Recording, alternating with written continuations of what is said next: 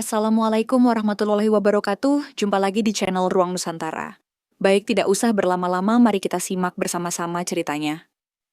Jauh sebelum nama Banten bergema sebagai pusat kekuasaan Islam di barat Pulau Jawa, wilayah ini merupakan bagian dari kerajaan Sunda yang luas. Di masa itu, sekitar abad ke-14, Banten hanyalah sebuah daerah kecil yang dikelilingi hutan lebat, sungai-sungai yang mengular, dan tanah subur yang menarik para peladang dan nelayan untuk menetap. Penduduknya hidup sederhana. Sebagian besar menggantungkan hidup dari hasil bumi, laut, dan sungai Ciujung yang menjadi nadi kehidupan mereka. Wilayah Banten menjadi penting karena letaknya yang strategis. Berada di jalur pelayaran antara Selat Sunda dan pesisir utara Jawa, membuatnya mudah dijangkau oleh pedagang dari berbagai negeri, termasuk dari Gujarat, Persia, Arab, Tiongkok, bahkan Nusantara sendiri seperti Palembang, Malaka, dan Aceh. Aktivitas perdagangan mulai menggeliat, membawa pengaruh budaya baru serta agama-agama asing, salah satunya adalah Islam. Kala itu, pusat kerajaan Sunda berada di Pakuan Pajajaran, sekarang Bogor, dan wilayah Banten dikenal sebagai Bantayan. Sebuah pelabuhan kecil yang digunakan sebagai tempat pengawasan laut dan perdagangan rempah-rempah seperti lada yang mulai tumbuh subur di pedalaman. Kata Bantayan sendiri dalam bahasa Sunda berarti tempat penjagaan atau pos pengawasan. Namun kedatangan para pedagang Muslim tak sekadar membawa barang dagangan. Mereka juga membawa ajaran agama yang berbeda dari kepercayaan Hindu-Buddha yang sebelumnya dianut oleh masyarakat setempat. Perlahan tapi pasti, nilai-nilai Islam mulai dikenal, terutama di kalangan pedagang lokal yang banyak berinteraksi dengan saudagar Muslim dari luar. Disinilah awal mula perubahan besar terjadi. Sebuah titik balik sejarah mulai terbentuk. Di bawah permukaan perdagangan yang ramai, terjadi pertarungan halus antara budaya lama dan budaya baru, antara kekuasaan Hindu-Buddha. Kerajaan Sunda dengan pengaruh Islam yang mulai berkembang. Dan di tengah pergulatan itu, muncullah sosok yang akan mengubah nasib Banten selamanya. Seorang pemuda dari Cirebon yang dikirim oleh gurunya untuk menyebarkan Islam ke wilayah barat, Syekh Syarif Hidayatullah, atau yang kelak dikenal sebagai Sunan Gunung Jati. Pada pertengahan abad ke-15, nama Sunan Gunung Jati mulai dikenal luas sebagai ulama besar, sekaligus pemimpin yang cerdas dari Cirebon. Ia adalah putra dari Nyai Rara Santang, putri Raja Pajajaran, dan Syarif Abdullah, seorang keturunan bangsawan Arab. Perpaduan darah bangsawan dan dakwah membuat Sunan Gunung Jati memiliki visi besar, menyebarkan Islam di wilayah barat Pulau Jawa, termasuk daerah yang masih dikuasai kerajaan Sunda, seperti Banten. Ia tidak datang sebagai penakluk dengan senjata, melainkan sebagai pembawa damai dengan ilmu dan teladan. Setibanya di Banten, ia tidak langsung mendakwahkan Islam secara terbuka, melainkan membaur dengan masyarakat. Ia dikenal sebagai tabib, guru, dan pedagang yang jujur. Perlahan tapi pasti, masyarakat mulai tertarik pada ajarannya yang menekankan kasih sayang, keadilan, dan kesetaraan. Salah satu strategi dakwah Sunan Gunung Jati adalah dengan membina hubungan dengan para tokoh lokal. Di Banten, ia bertemu dengan Ki Gedeng Tirtayasa, salah satu pemuka masyarakat yang berpengaruh. Ki Gedeng melihat bahwa ajaran Islam yang dibawa Sunan Gunung Jati membawa banyak manfaat sosial, mengajarkan kebersihan, kedisiplinan, dan tata hidup yang harmonis. Maka, ia memberikan dukungan penuh dan bahkan menyerahkan sebagian wilayah kekuasaannya sebagai pusat pengajaran Islam. Dari sinilah sebuah komunitas Muslim mulai tumbuh. Masjid-masjid kecil dibangun, pengajaran Al-Quran dimulai, dan nilai-nilai keislaman perlahan menggantikan tradisi lama yang kental dengan unsur animisme dan Hindu-Buddha. Dakwah berkembang pesat karena dilakukan secara halus dan menghormati budaya lokal. Namun keberhasilan dakwah Sunan Gunung Jati menimbulkan kecemasan di kalangan bangsawan Sunda Pajajaran. Mereka merasa kekuasaan budaya dan spiritual mereka mulai terancam. Maka, tekanan pun datang. Para penguasa Sunda mencoba membendung pengaruh Islam di Banten dengan memperketat pengawasan terhadap aktivitas keagamaan dan perdagangan. Tetapi, Pengaruh Islam sudah terlanjur menyebar. Dan di tengah perlawanan itu, muncullah seorang tokoh muda yang kelak menjadi pendiri Kesultanan Banten. Hasanuddin, putra Sunan Gunung Jati. Hasanuddin, putra dari Sunan Gunung Jati, tumbuh di tengah gelombang perubahan besar di wilayah Barat Jawa. Sejak muda, ia dididik langsung oleh ayahnya tentang ilmu agama, strategi kepemimpinan, dan seni berdiplomasi. Dengan darah bangsawan dari ibunya dan semangat dakwah dari ayahnya, Hasanuddin menjadi sosok yang cakap memimpin serta cermat dalam membaca situasi politik dan sosial di Banten. Melihat keberhasilan dakwah yang dilakukan ayahnya dan besarnya dukungan dari masyarakat lokal, Hasanuddin memutuskan bahwa saatnya Banten tidak lagi hanya menjadi wilayah pinggiran kerajaan Sunda, tetapi menjadi pusat kekuasaan sendiri, berlandaskan Islam dan kedaulatan rakyat. Namun, untuk mewujudkannya, ia tidak bisa mengandalkan dakwah semata. Ia membutuhkan kekuatan politik dan militer. Pada saat yang sama, pelabuhan Banten semakin ramai. Pedagang Muslim dari Gujarat, Arab, dan Aceh memberikan dukungan ekonomi dan logistik. Mereka tidak hanya berdagang, tetapi juga mendukung penyebaran Islam sebagai bagian dari solidaritas umat. Hal ini dimanfaatkan Hasanuddin untuk memperkuat posisinya. Konflik terbuka akhirnya pecah dengan kerajaan Sunda. Ketegangan yang sebelumnya hanya berupa pengawasan dan tekanan mulai meningkat menjadi bentrokan militer. Hasanuddin dibantu oleh pasukan dari Cirebon dan Demak, kerajaan Islam pertama di Jawa, melancarkan serangan ke pelabuhan Banten yang kala itu masih berada di bawah kendali Sunda. Serangan tersebut berhasil.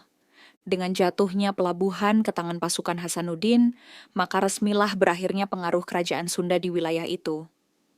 Hasanuddin segera membentuk pemerintahan baru dengan menempatkan nilai-nilai Islam sebagai dasar kekuasaan. Inilah tonggak berdirinya Kesultanan Banten, yang tidak hanya menjadi pusat perdagangan dan dakwah, tetapi juga benteng pertahanan umat Islam dari pengaruh Hindu-Buddha dan kekuatan kolonial yang mulai mengintai dari arah barat. Hasanuddin diangkat sebagai Sultan Banten pertama dengan gelar Sultan Maulana Hasanuddin. Ia mendirikan pusat pemerintahan dan membangun Masjid Agung sebagai simbol keislaman yang megah.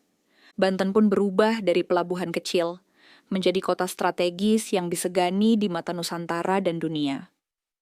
Setelah Sultan Maulana Hasanuddin berhasil mendirikan Kesultanan Banten, wilayah ini mengalami perkembangan pesat.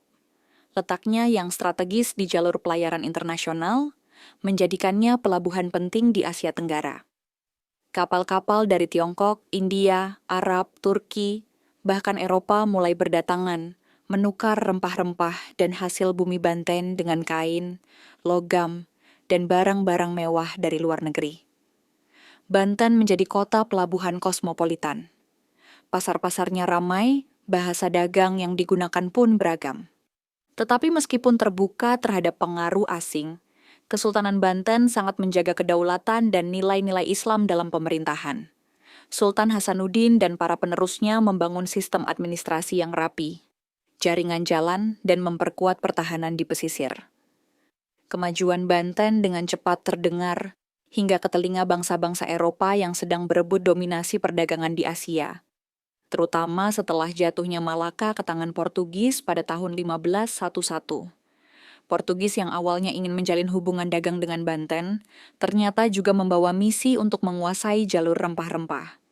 Namun Kesultanan Banten yang memiliki hubungan erat dengan kerajaan Islam lain seperti Aceh dan Demak, menolak dengan tegas dominasi asing atas pelabuhannya. Ketegangan pun meningkat. Portugis beberapa kali mencoba menyusup dan mempengaruhi pedagang lokal, namun Banten tetap waspada. Sultan Hasanuddin dengan cerdik mengalihkan jalur dagang ke tangan pedagang Muslim, memotong jalur yang bisa dimonopoli oleh bangsa asing. Selain itu, ia memperkuat armada laut dan pertahanan pantai. Dalam beberapa catatan sejarah, pasukan Banten berhasil menghalau kedatangan kapal Portugis di Teluk Banten. Tak hanya Portugis, Belanda, VOC, dan Inggris mulai menunjukkan minat besar terhadap Banten. Belanda datang dengan cara yang lebih licik, menyamar sebagai pedagang biasa, lalu perlahan membangun pengaruh melalui perjanjian-perjanjian dagang yang menjebak. Namun, di masa pemerintahan Sultan Hasanuddin dan anaknya Sultan Maulana Yusuf, Banten masih mampu menjaga kedaulatannya. Mereka membangun kekuatan dari dalam, menjaga kesatuan, dan memperluas pengaruh politik hingga Lampung dan sebagian wilayah Sumatera Selatan, menjadikan Banten sebagai kekuatan besar yang diperhitungkan.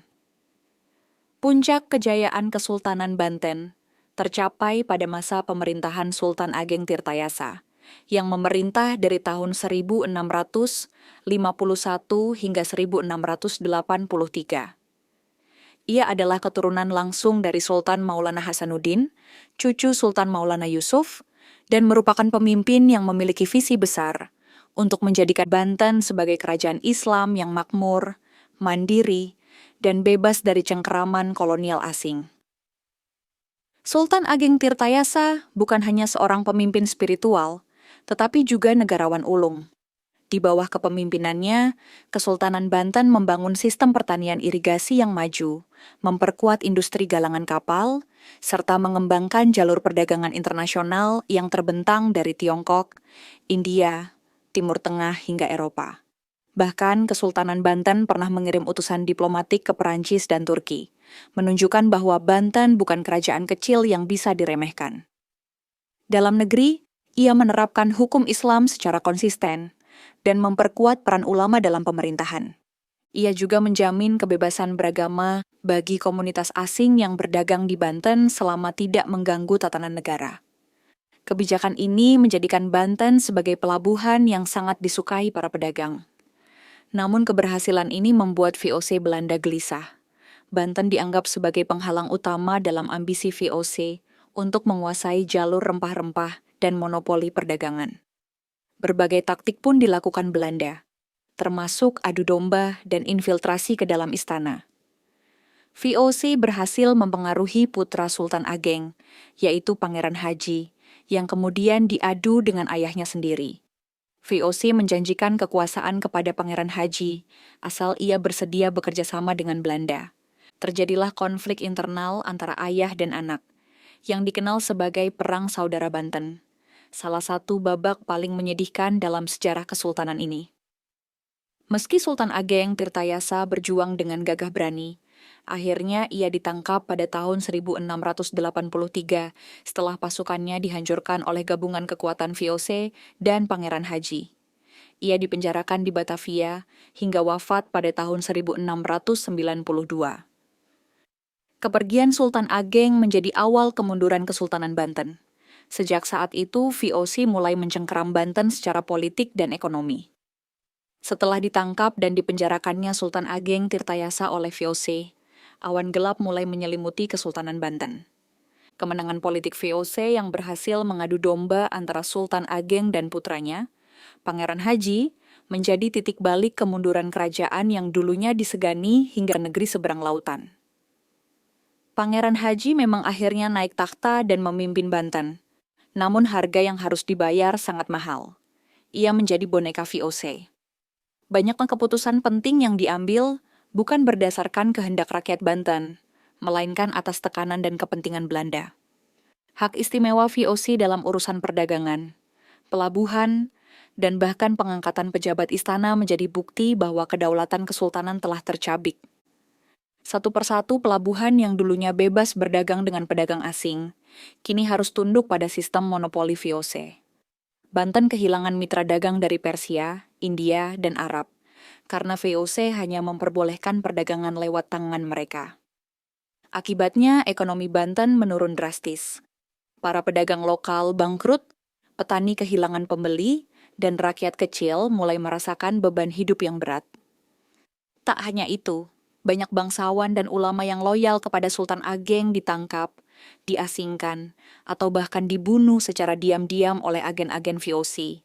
Sistem sosial yang dulunya harmonis, kini retak oleh ketakutan dan pengkhianatan. Meski masih menyandang gelar sultan, kekuasaan Sultan Banten pada masa ini hanya simbolis.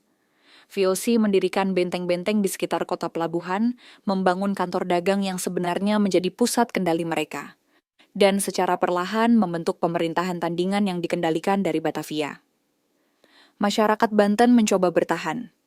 Di pedesaan, semangat perjuangan masih hidup. Banyak kelompok yang diam-diam menyusun perlawanan kecil, namun semuanya terbentur kekuatan VOC yang telah memiliki senjata canggih dan dukungan dari kerajaan-kerajaan kecil yang tunduk. Selama lebih dari 1 abad setelah jatuhnya Sultan Ageng, Kesultanan Banten terus mengalami kemunduran. Budaya istana mulai pudar, pengaruh ulama melemah, dan suara rakyat tak lagi terdengar. Kota Banten yang dulu ramai dan berpengaruh, berubah menjadi kota yang hidup dalam bayang-bayang penjajahan. Namun di tengah kehancuran itu, semangat perlawanan belum mati. Rakyat Banten menyimpan api kemerdekaan, menunggu saat yang tepat untuk menyulutnya kembali. Meski Kesultanan Banten telah lumpuh secara politik dan ekonominya terkekang oleh VOC, semangat perjuangan rakyatnya tidak pernah padam. Di balik tembok-tembok bisu istana yang mulai lapuk, di ladang-ladang sunyi dan kampung-kampung terpencil, rakyat Banten tetap menyalakan bara semangat kemerdekaan. Nama Sultan Ageng Tirtayasa hidup sebagai legenda, simbol perlawanan terhadap pengkhianatan dan penjajahan. Pada abad ke-18, perlawanan rakyat Banten mulai mengambil bentuk gerakan bawah tanah. Tokoh-tokoh ulama, petani, dan bekas prajurit Sultan Ageng diam-diam membentuk kelompok-kelompok kecil. Mereka tidak hanya mengobarkan perlawanan fisik, tapi juga menyebarkan semangat anti penjajahan melalui pengajian, hikayat, dan seni-seni lokal. Disinilah agama dan budaya kembali menjadi senjata melawan penjajahan. Salah satu bentuk nyata perlawanan muncul melalui gerakan tarekat atau kelompok keagamaan yang memperjuangkan nilai keadilan dan persaudaraan. Di beberapa pesantren, para kiai tidak hanya mengajarkan ilmu agama, tetapi juga sejarah perjuangan Banten dan pentingnya menjaga martabat bangsa. Mereka menanamkan kesadaran bahwa Banten tidak selamanya harus tunduk pada VOC. Sementara itu, rakyat marah atas penderitaan yang ditimbulkan oleh monopoli dan pajak berat dari VOC. Banyak petani yang dipaksa menyerahkan hasil panennya dengan harga rendah, atau bahkan diambil paksa. Kondisi ini memicu pemberontakan-pemberontakan kecil yang meletus di berbagai wilayah pedalaman seperti Pandeglang, Rangkas Bitung, dan Labuan. Meski sebagian besar berhasil ditekan VOC, benih kemarahan terus tumbuh. Yang membuat VOC khawatir bukan hanya perlawanan fisik, tetapi juga persatuan batin rakyat Banten. Mereka mulai tidak percaya pada sistem yang dikuasai Belanda dan lebih memilih membangun jaringan sosial sendiri, seperti pasar gelap, jalur logistik mandiri, dan lembaga adat yang tak terjangkau pengaruh penjajah. Di tengah situasi ini, lahirlah generasi baru dari kalangan bangsawan dan ulama yang menyimpan hasrat untuk membebaskan Banten. Mereka tumbuh dengan cerita kepahlawanan Sultan Ageng, melihat penderitaan rakyat, dan menyadari bahwa waktu untuk bangkit sudah dekat. Memasuki abad ke-19, wilayah Banten menjadi tempat yang syarat ketegangan antara penjajahan dan perlawanan.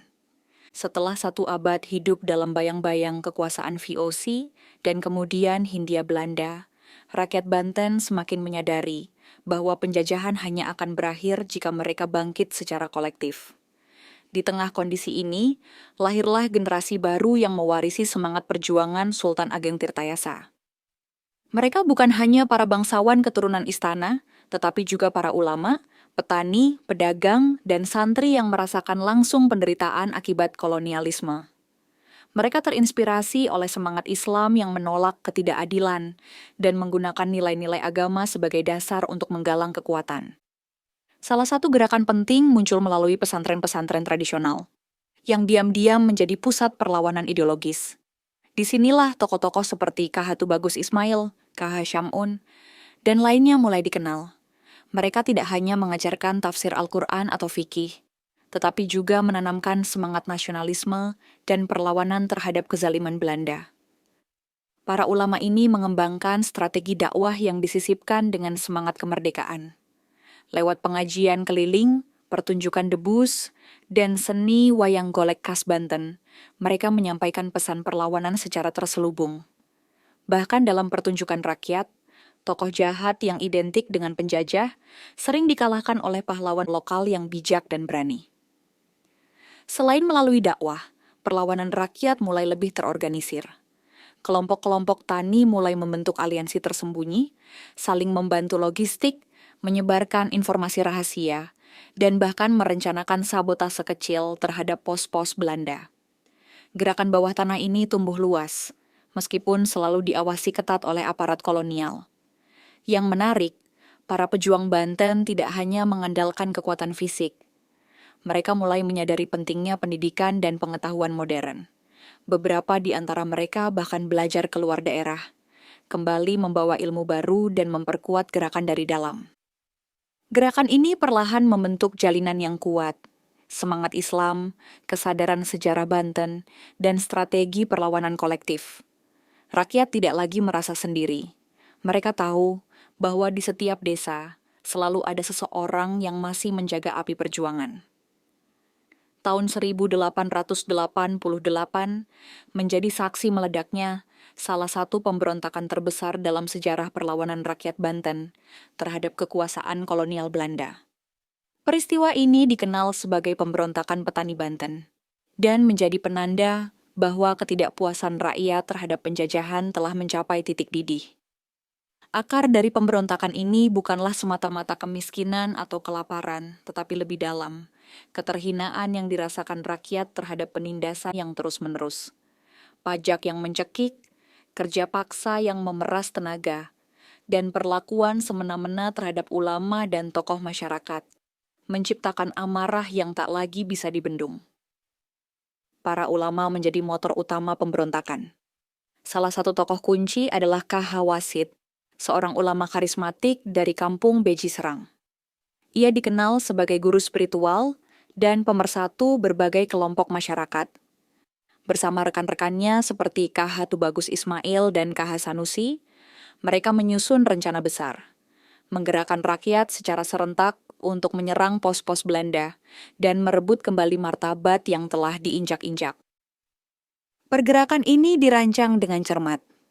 Dalam malam-malam sunyi, para petani dilatih menggunakan senjata tajam, bambu runcing, dan alat-alat pertanian yang diubah menjadi senjata.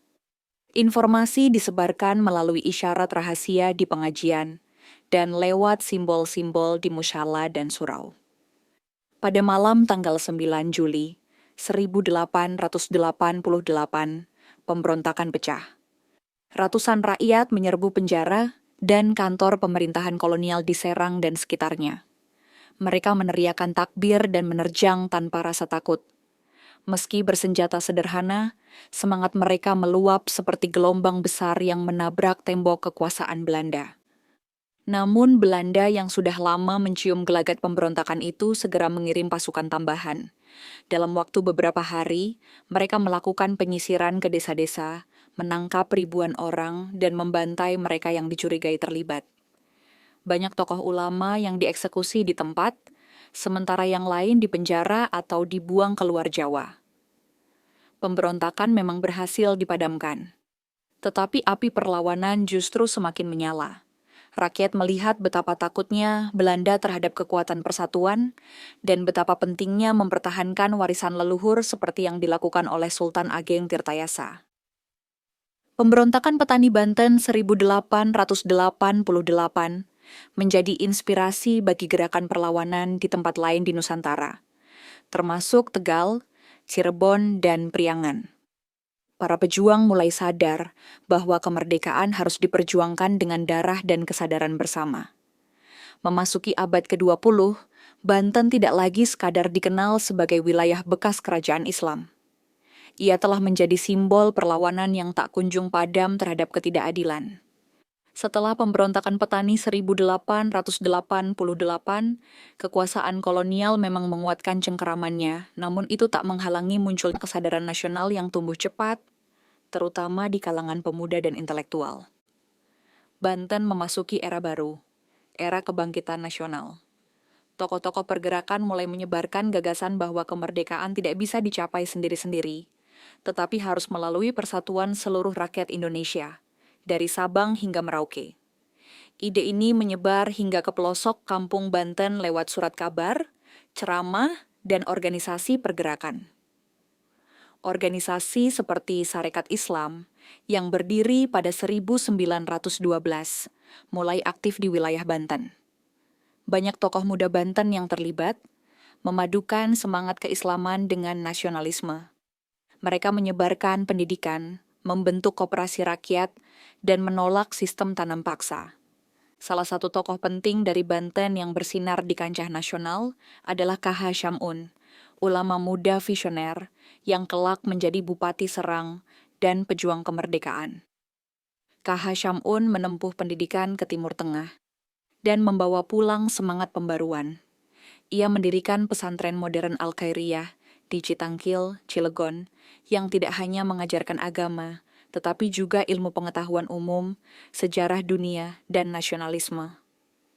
Pesantren ini menjadi kawah candra di muka para pemikir dan pejuang muda dari seluruh penjuru Banten.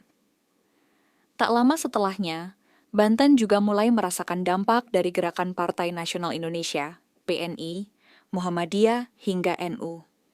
Arah perjuangan mulai berubah, dari perlawanan bersenjata ke perlawanan intelektual, ekonomi, dan politik. Generasi baru ini membawa perubahan melalui pendidikan, organisasi pemuda, dan media massa. Namun, kolonial Belanda tak tinggal diam. Mereka memperketat pengawasan, memata-matai guru dan ulama, bahkan melarang buku-buku yang memuat ide kemerdekaan. Tetapi rakyat Banten sudah terlalu lama ditekan. Ketika penjajahan Jepang datang pada awal 1942, harapan sempat muncul bahwa penderitaan akan berakhir, meskipun ternyata hanya berganti rupa. Selama masa pendudukan Jepang, rakyat Banten tetap gigih menjaga semangat perjuangan. Lumbung-lumbung pangan dijarah, kerja paksa, romusha diberlakukan, tetapi para tokoh lokal tetap menyusun kekuatan dari dalam. Dan ketika proklamasi kemerdekaan dikumandangkan pada 17 Agustus 1945, rakyat Banten tak sekadar menyambut. Mereka bangkit, angkat senjata, dan menyatakan bahwa tanah mereka adalah bagian dari Republik Indonesia.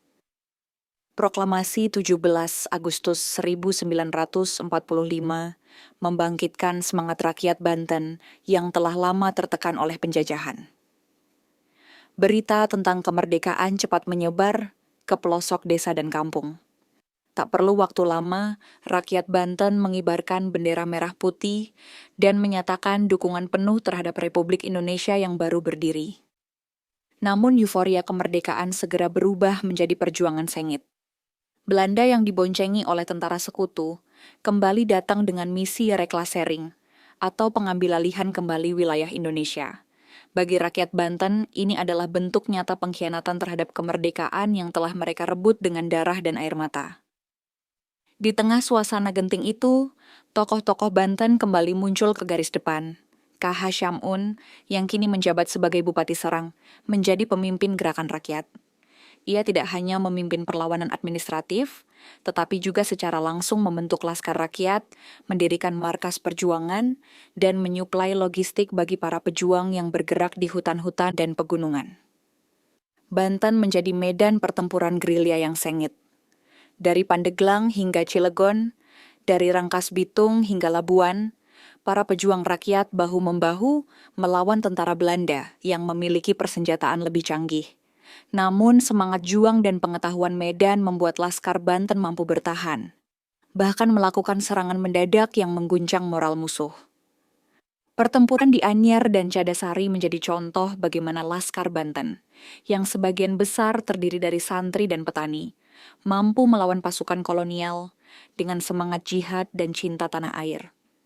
Mereka tidak hanya bertempur dengan senjata, tapi juga dengan keberanian yang diwarisi dari perjuangan Sultan Ageng Tirtayasa. Sayangnya, banyak pahlawan yang gugur dalam perjuangan ini. KH Syamun sendiri wafat dalam pelarian di hutan, setelah berbulan-bulan memimpin perlawanan tanpa pernah menyerah.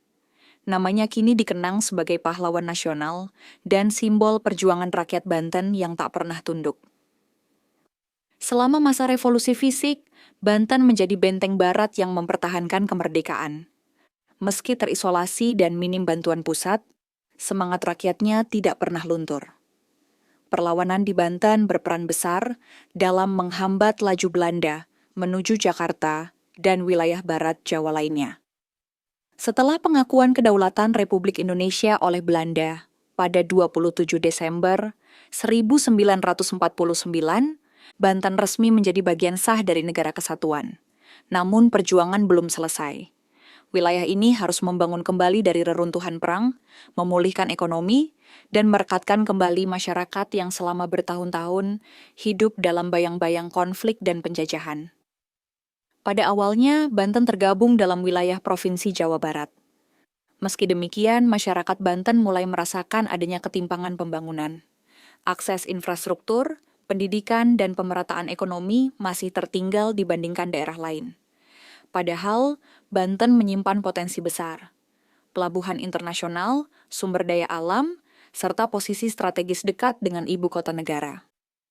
Kesadaran akan pentingnya kemandirian administratif dan identitas historis akhirnya melahirkan gerakan pemekaran. Tokoh-tokoh lokal, akademisi, dan masyarakat sipil Banten mulai mendorong pembentukan provinsi sendiri. Mereka mengangkat sejarah panjang Banten sebagai wilayah kerajaan, pusat dakwah Islam, dan medan perjuangan melawan penjajahan sebagai dasar keunikan dan kelayakan untuk berdiri sendiri. Akhirnya, setelah melalui proses panjang, Provinsi Banten resmi dibentuk pada 4 Oktober 2000, berdasarkan Undang-Undang Nomor 23 Tahun 2000.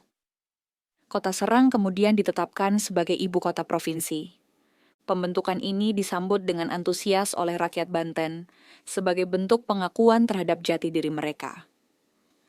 Kini, Banten telah tumbuh menjadi provinsi modern yang dinamis. Kota-kota seperti Tangerang, Cilegon, dan Serang berkembang pesat menjadi kawasan industri, perdagangan, dan pendidikan. Di sisi lain, wilayah selatan seperti Pandeglang dan Lebak tetap menjadi penjaga kearifan lokal dan alam yang lestari. Tradisi debus, pencak silat, dan budaya pesantren tetap hidup berdampingan dengan modernisasi. Namun, di balik segala perkembangan itu, masyarakat Banten tetap menjaga warisan sejarah mereka. Nama-nama seperti Sultan Maulana Hasanuddin, Sultan Ageng Tirtayasa, dan K.H. Syamun terus diajarkan di sekolah dan dijunjung dalam kehidupan.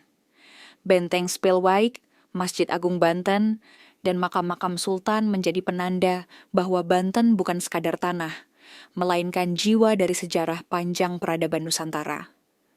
Dari bantaian penjaga kerajaan Sunda, pelabuhan rempah-rempah dunia, pusat dakwah Islam, medan revolusi fisik, hingga provinsi masa kini, Banten adalah saksi abadi dari semangat perlawanan, keteguhan iman, dan kekuatan rakyat.